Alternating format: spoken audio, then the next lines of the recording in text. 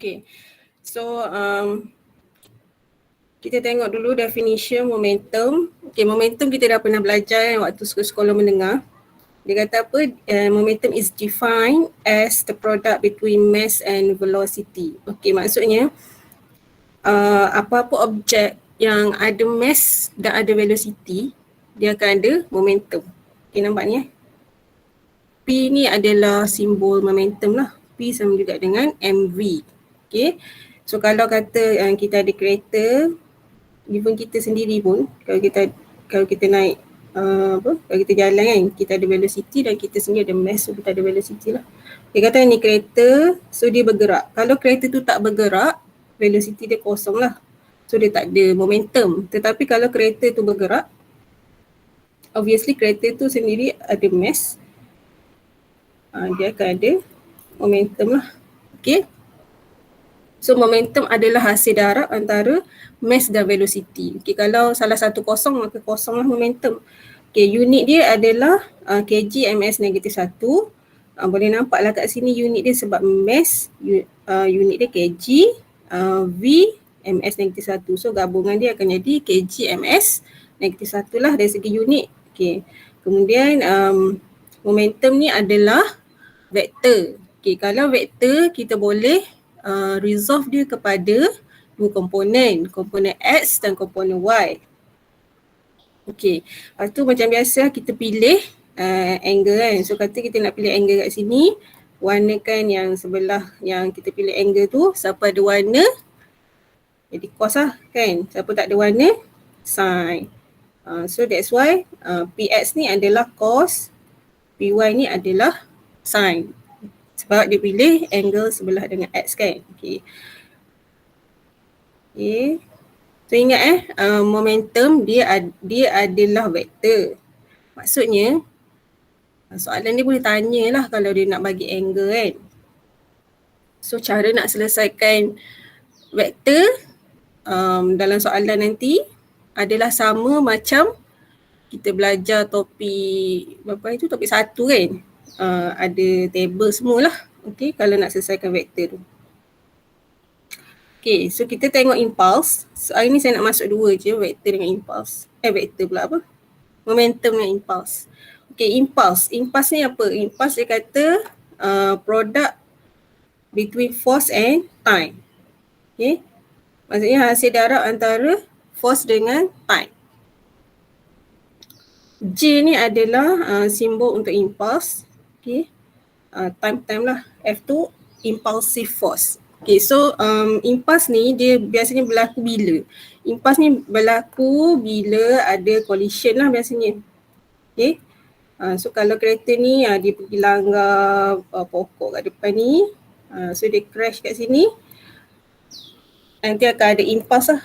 Okay, so impulse dan force yang kereta ni guna untuk langgar pokok ni akan jadi impulsive force kita panggil. Okay, time tu apa? Time tu adalah saat dia bersentuhan dengan pokok ni. Berapa lama masa yang dia contact dengan pokok ni. Waktu dia berlanggar tu. Tu adalah time untuk impulsive force. Okay, sama juga impulse ni adalah vektor. So dia akan ada magnitude and direction. Jadi bolehlah dia nak tanya soalan yang ada angle kan, disebabkan dia vektor. Okay, so sama juga kita boleh leraikan dia, okay, kalau perlu. Okay, SI unit sama ada kg ms -1 ataupun Newton second. Okay, so boleh dua-dua. Sebab apa? Sebab F ni kan Newton. Sebab F ni kan formula dia, unit dia Newton, T ni second, so dia boleh juga unit FT. So kenapa dia juga unit kg ms -1? Sebabnya tengok ni impulse momentum theorem. Apa yang impulse momentum theorem cakap? Dia kata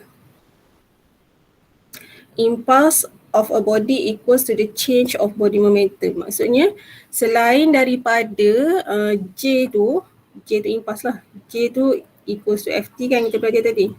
Dia juga adalah change of the body momentum. Maksud apa change of the momentum tu? Maksudnya momentum akhir tolak momentum awal. P tu momentum lah tadi kan. So MV tolak MU. Okay. Momentum adalah MV kan. So MV tolak MU maksudnya momentum akhir tolak momentum awal juga adalah impulse. Okay. So kita ulang balik sikit. Mula tadi kita baca apa? Momentum. Okay. So momentum ni adalah hasil darab antara mass dan velocity. Okay, contohnya kereta bergerak ke hadapan, dia ada momentum lah sebab dia ada mass dan ada velocity. Unit dia adalah kg/ms -1. Dan dia adalah vektor, therefore dia ada direction and magnitude. Okay, dan kita boleh resolve lah kepada x and y component. Okay, so siapa ada warna tu dia cos lah, siapa tak ada warna dia sin. Okay. Okay, kita tengok impulse. Impulse dia kata adalah product between force dengan time. Satu lagi impulse adalah change in momentum.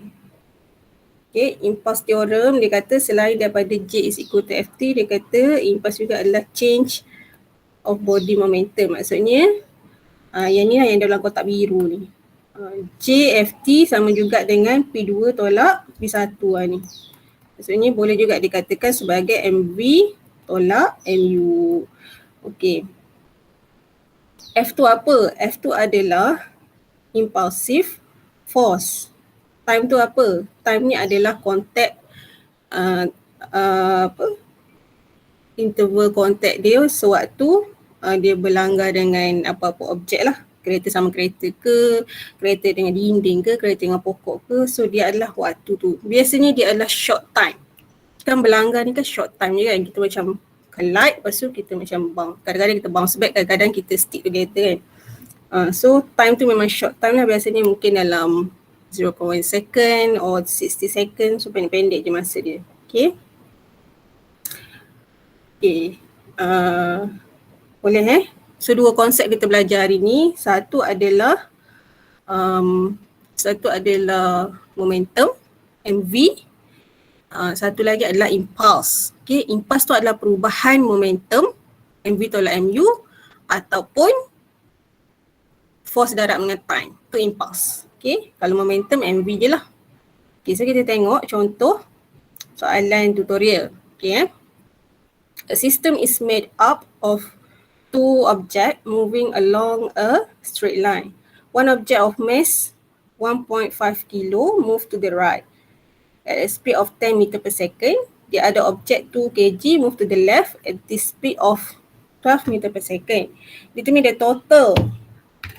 Okay, total. So dia nak total. Total tu maksudnya apa? Tambah lah kan? Okay. So kita lukis. Satu move to the right, satu move to the left. Okay, lukis dulu. Fizik ni memang kita kena lukis apa-apa. Lukis dulu. So dia kata satu move to the right with the speed of ms -1. Mass 1 adalah 1.5 kg. The other one move to the left with the speed of negative. Kenapa negatif? Because velocity kan vektor. Kalau vektor kita kena ambil kira lah arah dia. So jangan lupa letak negatif. Okay. So M2 adalah 2 kilo. Okay, soalan dia nak total momentum. So momentum tadi, momentum adalah MV. Ni momentum. Tapi bila dia tanya total momentum, kita kena tambah lah. M1 V1 plus M2 V2. Ni P total. Sebabkan soalan ni nak total. So masukkanlah nilai M1 kita adalah 1.5. V kita 10 meter per second. M2 kita adalah 2 kilo. V2 kita adalah negatif 12. Negatif tu lah kadang-kadang kita tak letak kan, tu yang buat salah. Okay. So kira kita akan dapat 9 kg ms negatif 1. Okay, so ni jawapan kita lah. Okay, P total kita tambah je lah 2 tu. Tambah je M1 V1 plus M2 V2. Okay. Tengok nombor 2. An object A of mass 2 kg move to the right. Speed 5 meter per second. Okay. Collide with another object B rebounds to the left. Okay, apa maksud rebounds? Rebounds tu means the change in direction 3 meter per second. Determine the change in momentum. Okay, so soalan dia nak change in momentum. Kita belajar tadi, impulse ada 2 maksud. Sama ada product between force and time ataupun mengikut apa tadi? Momentum impulse theorem. Impulse juga adalah change in momentum. So soalan dia nak impulse lah kan. Sebabkan soalan dia nak change in momentum, therefore soalan dia nak impulse. So tadi impulse kita belajar J is equal to Ft or mv tolak mu. Change in momentum lah ni, mv tolak mu. So kita lukis, kita ada objek A. Objek A move to the right. Speed 5. Mass 2 kg. And then collide with object B. Dia tak bagi tahu objek B ni bergerak ke tak ke, dia tak bagi tahu. So dia kata objek B je. Tak tahulah objek B tu pokok ke apa, tak tahu. Kemudian objek A tu rebounds. Kemudian objek A ni pada langgan dengan objek B, dia rebounds. Rebounds tu means dia change in direction lah. So with the speed of 3. So kita kena letak negatif 3 lah sebab dia rebounds. Okay, so negatif 3 determine the change in momentum of object A sahaja. So dia tak nak tahu objek B, dia nak objek A sahaja. So senang lah. Okay, so therefore J is equal to mv tolak mu. So M kita common, so boleh letak kat luar. M adalah 2 kg sebab objek yang sama. V negatif 3. Jangan tinggal negatif tu sebab dia rebounds. So U adalah 5 lah. Tu bukan negatif 5, tu memang dia punya formula tolak tu. Okay. So kita tekan kalkulator. 2, negatif 3, negatif 5. Kita akan dapat 16 kg ms negatif 1. Okay. So jangan lupa lukis dahulu supaya kita nampaklah objek tu move to the right, move to the left, rebounds kat mana. Okay, lukis dulu. Okay, nombor 3. A ball with mass 400 gram is moving horizontally with a speed of 13 meter per second. Hits a wall, rebounds at 18 meter per second within 0.1 second. Calculate the magnitude of force by wall add to the ball. So dia nak magnitude of impulsive force lah kan. Sebab apa? Sebab ball ni dia collide dengan wall tu kan. So dia nak impulsive force by wall add to the ball. So kita lukis dulu. Dia tak bagi tahu ball ni move to the right ke move to the left. So saya assume dia move to the right. Kalau kata awak assume dia move to the left pun boleh lah sebab dia tak bagi tahu kan. So saya nak senang, saya buat move to the right lah. So dia speed 13. Yes. Okay, mass dia adalah 400 gram. Jadi tukarkan kepada kilogram bahagi 1000. So kita akan dapat mass untuk ball ni adalah 0.4 kilo lah. Lepas tu kat depan ni ada wall. Ni wall. Okay. Lepas tu dia dah, after that, dia rebounds. Dia dah kena wall. Lepas tu dia rebounds at negatif 18.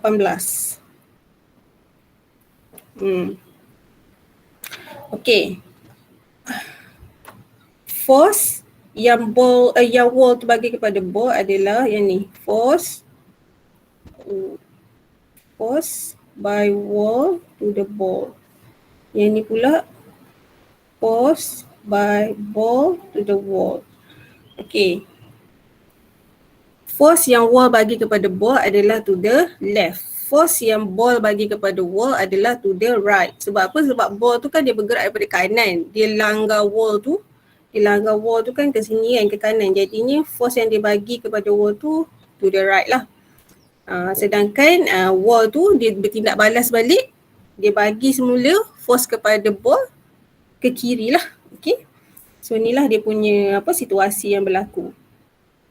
Okay, jadi kita nak magnitude of force by, okay, so kita nak force ni berapa nilai dia? Orang pakai apa? Kita tahu momentum adalah impuls adalah mv, impuls adalah ft, ataupun mv tolak mu kan. Therefore force adalah rearrange mv tolak mu bahagi T lah. Okay, so kita pakai formula impulse adalah is equal to Ft dan impulse juga adalah mv tolak mu. Jadinya kita rearrange dan dapatkan force. So m ni common lah. V tolak u letak kat luar bagi T. So m kita adalah 0.4, V kita negatif 18, u kita 13, T kita very short time 0.1 second je dia berlanggar, dia collide dengan wall tu sepanjang 0.1 saat je dia tersentuh. So kita kira kita akan dapat impulsive force dia negatif 124. Okay. Betul lah, sebab kalau ikut lukisan kita pun memang dia to the left kan. That's why kita akan dapat jawapan negatif. Tetapi negatif di sini adalah arah. Okay, arah dia ke kiri. To the left, maksud dia to the left. Soalan nak magnitude. Magnitude bukan direction. Jadinya jawapan akhir kita magnitude je lah. 1, 2, 4. Okay. Sebab soalan tak nak direction. Faham So lukis dahulu, kemudian barulah kita masuk kepada formula lah. Okay. Tengok nombor 4. Nombor 4 kita dapat graf F against T. Tadi kalau kita ingat apa yang formula FT, iaitu impuls kan. So kalau kita dapat graf F against T, ni graf untuk impuls lah kan. MV tolak MU kan.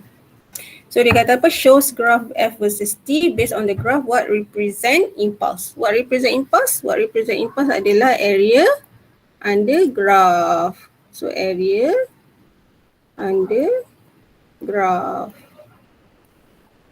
Okay, so area under graph tu represent impulse. Okay, senang saja soalan dia. Okay, B, net force of A Newton at on 18 kg body for 1 minute. 1 minute ni kita tukar kepada second lah, 60 second. Okay. B1 determine the impulse due to the force. Determine the impulse. So impulse adalah apa tadi? Impulse adalah Ft. So F adalah 8 Newton, T adalah 60 second. So 8 darab 6, 48. Kosong, sama ada kg ms negatif 1 ataupun ns Newton second. Sebab apa? F2 Newton, S2 second. Okay, yang kedua adalah calculate initial velocity if the final velocity adalah 60. So pakai formula impulse lagi. Impulse adalah Ft ataupun mv tolak mu. So kita dah dapat impulse tadi 480. So M ni common letak kat luar, V tolak U. Okay, M kita adalah 18. So kita letak terus lah nilai M. M kita adalah 18. V kita nak cari lah kan. V nak cari pula. Dia nak cari U. V kita nak 60. U nak cari. So U berapa? Okay, tekan kalkulator.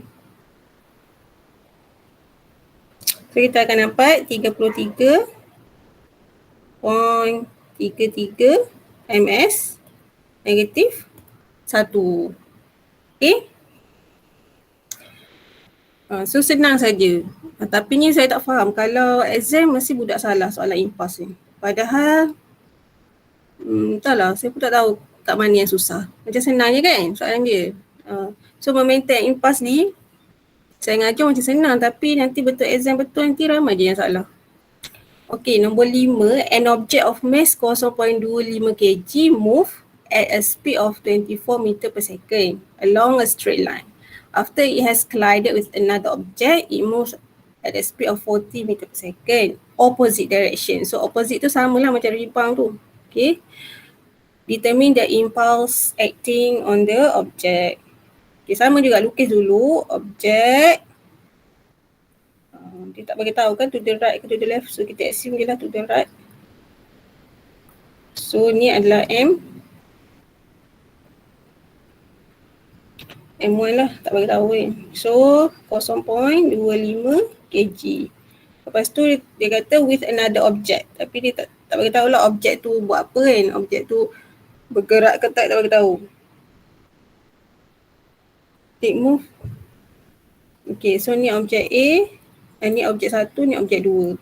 Ni objek 2 lah. Okay, lepas tu dia kata rebounds. Move in opposite direction. Okay, pada speed negatif 40 meter per second. So objek 2 tu dia tak nak tahu. Objek 1 dia cakap move in opposite direction. So soalan dia impulse acting on the object. Sama juga. So impulse acting on the object MV tolak MU. So M common letak kat luar. M kita 0.25. V adalah negatif 40. U adalah 24. Jadinya kan kalkulator. Jadinya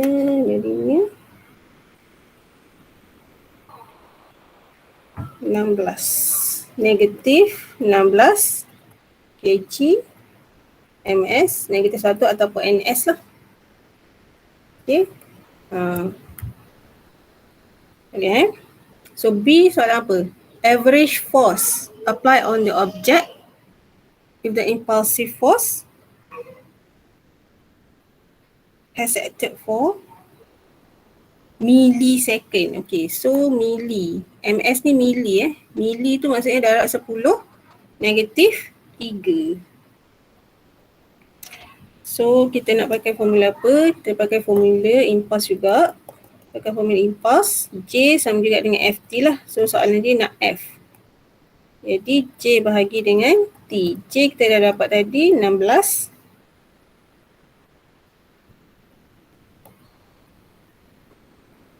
T adalah 4 mili. So 4 darab 10 negatif 3. Sebabkan dia millisecond. So bahagi dapat force kita negatif 4,000 Newton. Okay. So boleh Ada soalan tak? Untuk momentum and impulse.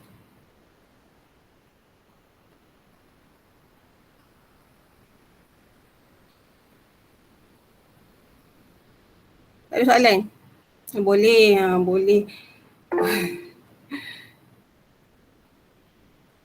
So saya harap boleh lah sebab kita kan minggu ketiga dah topik 3. Kita macam seminggu satu topik tau. So memang kena absorb lah. Kalau tak nak absorb pun kena absorb juga. Tapi ni pun ramai tak masuk kelas. Satgi saya tanya ada tak faham? Ada tak faham. Memanglah aku tak faham, aku tak masuk kelas. Lepas tu kan pukul 12, pukul 1 kan baru nak tengok video balik. Dah mata dah ngantuk. Kan? Betul tak? Okay, so saya rasa tu dulu untuk hari ni. Nanti awak buat balik tau. Soalan yang saya tunjuk tu hantar dalam Google Classroom nombor 1 sampai nombor 5. Okay? Okay, thank you class. Thank you teacher.